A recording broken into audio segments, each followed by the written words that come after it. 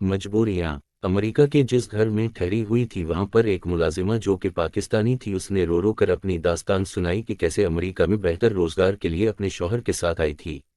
बिल्किस रियाज लाखों के हिसाब से पाकिस्तानी अमेरिका में रहाइश पजीर हैं जो अच्छी जिंदगी गुजारने के लिए पाकिस्तान से कूच करके इस मुल्क में आबाद हुए हैं। अच्छी जिंदगी से मुराद रुपए पैसे ले जाए वो तो इन्हें मिल जाता है, मगर तरह तरह के मसाइल से दो चार होना पड़ता है। अमेरिका के जिस घर में ठहरी हुई थी वहां पर एक मुलाजिमा जो कि पाकिस्तानी थी, उसने रो रो कर अपनी दास्तान सुनाई कि कैसे अमेरिका में बेहतर रोजगार के लिए अपने शौहर के साथ आई थी। हर दिख और सिख में इसका साथ दिया, इतनी मेहनत की कि दोनों ने मिलकर खाने पीने की अशिया का स्टोर खोल लिया।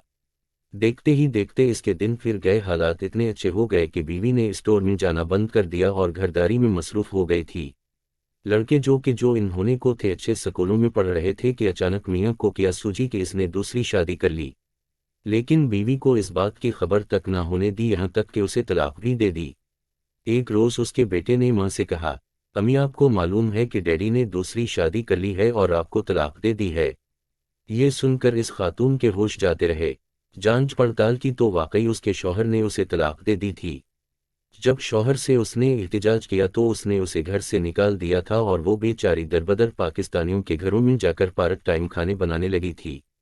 इस खातून को मैंने अपनी मेज़बान के घर में देखा तो वो शक्ल व सूरत से बिल्कुल भी मुलाजिमा दिखाई नहीं दे रही थी। इतनी मुहज्जब कि जी नहीं चाहता था कि इससे कोई काम लिया जाए, मगर इस बेचारी की रोजी का मसला था, मेरा जी कट कर आ गया था। मैंने इससे पूछा, जब उसने दूसरी शादी की थी तो हमें यहाँ की इंतज़ामिया से मदद लेनी चाहिए थी, यहाँ के कानून के मुताबिक आधा हिस्सा हमें जाना था। वो आंखों में आंसू भरते हुए गोया हुई।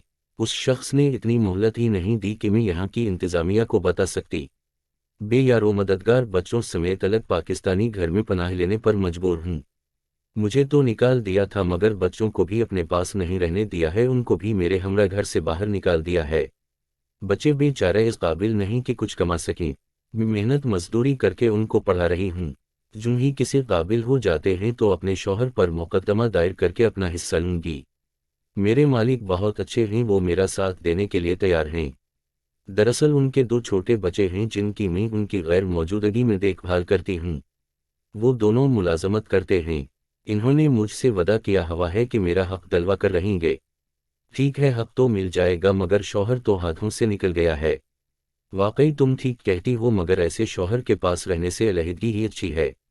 दिख सिख में तुमने साथ दिया और जब अच्छे दिन आए वो खुशहाल हुआ तो तुमने नजरें फैलने, ऐसे लोगों को जरूर सजा मिलनी चाहिए। तुम अपने मालिक से इल्तिजा करती रहो और मुकदमा अभी दायर करो, पुरानी बात हो गई तो हो सकता है तुम्हारी सुनवाई ना हो। मेरी इस बात से वो दिख भरे लहजे से बोली, मैं जरूर मुकदमा करूंगी। काश मियाँ पर मैं कड़ी नजर रखती तो आज ये दिन देखना ना पड़ता। जब स्टोर अच्छा खासा चल पड़ा तो एक अमरीकी औरत ने मेरे मियाँ से इल्तिजा करके नौकरी हासिल कर ली थी और सारा वक्त वो शौहर के साथ काम करने लगी थी। ना जाने चुपके से इन्होंने शादी रचा ली कि मुझे कानों कान खबर तक ना हुई। आज मैं अपने बुरे नसीब को रो रही हूँ। वापस वतन किस मुंह से जाऊं, वहां मेरी कितनी बेइज्जती होगी। इसकी दिख भरी बातों से मेरा जी कट कर आ गया था। वो औरत मजलूम व मजबूर थी, ना जाने ऐसी कितनी औरतें मजलूम होंगी। अगर आपको ये वीडियो अच्छी लगी हो तो इसको लाइक कर दें और ऐसी वीडियोस देखने के लिए हमारे चैनल हिस्टोरिकल स्टोरीज को सब्सक्राइब करें। शुक्रिया।